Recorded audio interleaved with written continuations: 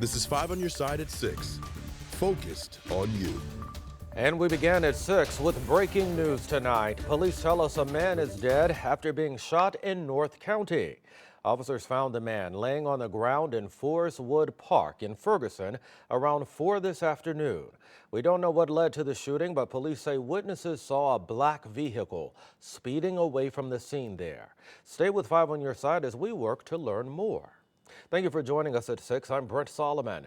Police tell us that a call for a fatal shooting came in around 4. Again, that's the situation we just informed you about. We have a crew on the scene. Look for updates tonight at 10. The St. Louis skyline clearing up a bit after a plume of smoke filled the skies for much of the day. A massive fire destroyed a vacant warehouse in downtown St. Louis. 5 on your side, the first on scene after that fire broke out. It burned for hours, taking more than 80 firefighters to put it out. It happened around 6 this morning. Firefighters found a vacant 5-story building engulfed. Part of the building collapsed. People in that area say the homeless often frequented the vacant warehouse. And Fire Captain Garen Mosby tells us no other buildings were damaged, but some people in the area could be affected. The major inconvenient point right now is we had to call Ameren out very early on. There are a tremendous amount of power lines, and obviously we're using ladders that need to get up high, and those sometimes don't mix. So Ameren killed the power, cut the power to a lot of lines. I'm not sure how many businesses outside of our immediate area are affected. No one was hurt. The cause of that fire now under investigation. Friday night, a driver crashed into a St. Louis police car in South City, causing damage to a third car that was parked.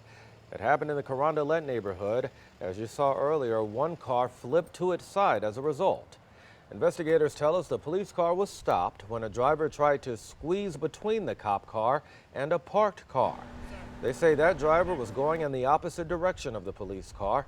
No one was hurt. All 3 cars are damaged. This is the 4th SLMPD police car in 2 months to be involved in a crash.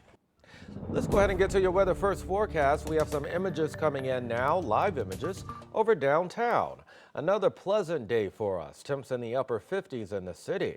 Meteorologist Gary Frank joining us now. Gary, should we get used to this? Yeah, pretty much overall. And it's nice that it's not fully dark until after 6 o'clock now. So that's one positive as we look off to the east. Otherwise, as we look off to the west, there's more clouds and a pretty steady deck of rain from Springfield all the way up to Kansas City, Topeka, near Wichita as well. That's where it should stay, but we're getting clouds on the outside of it overall, though temps still on the mild side as we look at this hour. It's 50 in Creve Coeur, Cahokia as well, 56 to the south. It's not all that different, and we'll stay pretty steadily warm this evening. We're not going to drop all that much. I think temps in the low to mid 40s for the most part overall. Clouds continue, but we're not going to drop all that much tonight as those clouds continue, even as we have an east breeze. Most of us stay dry, but we're going to highlight temperatures that, even though they may cool down a bit, are still well above average. The warmest day we're expecting this week and our next chance for rain just ahead. All right, Gary, stay close.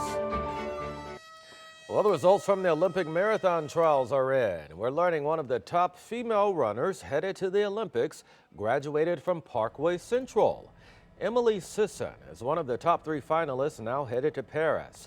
It's not her first time competing in the Olympics, but it is her first time competing as a marathon runner. She says her success in today's trials comes from her preparation. I think this is probably pretty close to what we're going to get in Paris. I'd have to look closer at the weather. Running some some big hills in training, preparing for the conditions, and preparing for maybe a faster finish too, because people are getting faster in the marathon. And we can also tell you that a teacher from St. Charles County named Gerard Broadbooks competed in today's trials in Orlando. He did not qualify for the team, but he did finish in the top 50 of those running.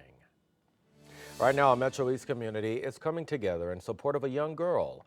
Lucy Hill suffers from a seizure condition, and as her hospital care ramps up, people in Bethalto have rallied together to help her on her path to recovery. Travis Cummings explains.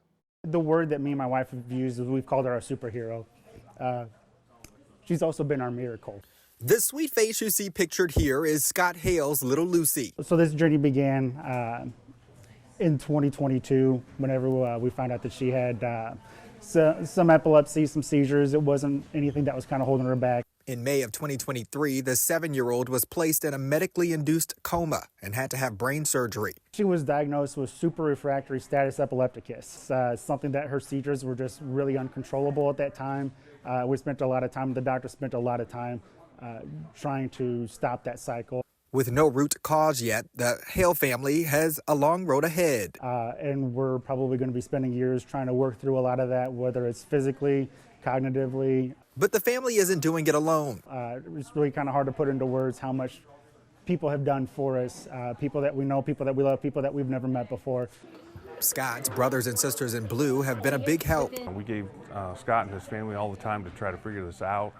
Initial outset of support, the majority of the support came from our law enforcement brothers and sisters. Princess tiaras and the hashtag I Love Lucy float around the Moose Lodge in Wood River for a trivia night to gain support.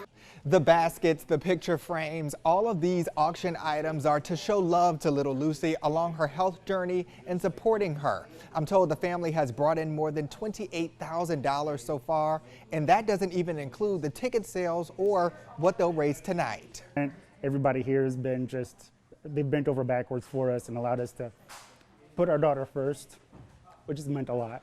Travis Cummings, 5 on your side. And Lucy is at home now after spending months at the St. Louis Children's Hospital. Tonight's trivia event fundraiser is sold out, but people can still donate. 1 year of recreational marijuana in Missouri, and an area dispensary weighs in on the Show Me State's growing industry. This month, we're honoring Black History. You can join us for our Black History Shaping St. Louis event on Thursday, February 22nd. There's a happy hour at 5. The program starts at 6:30. Kelly Jackson and myself will moderate that event. It is free. All you got to do is show up.